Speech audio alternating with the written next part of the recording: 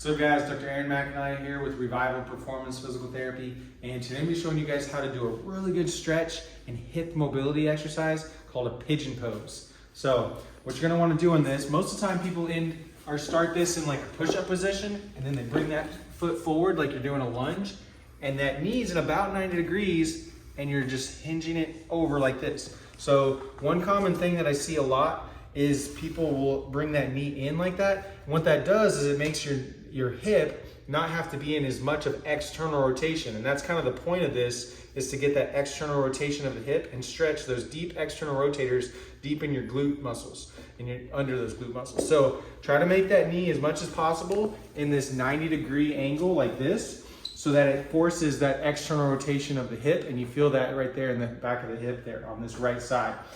Another common thing that I see a lot of times is this leg is way out here like this, or it's not far enough back like that. So to get a 2-for-1 deal here, you can get a good hip flexor stretch and glute and piriformis stretch here on the side by squaring those hips up and looking them straight ahead.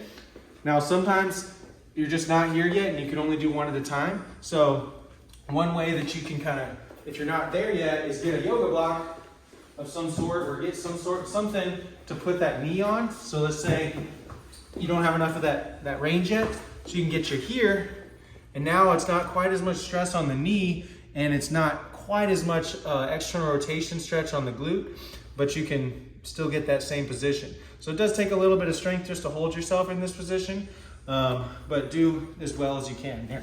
So like I said again, bringing that hip into full external rotation just like that, about 90 degrees here in the knee, squaring up the hips.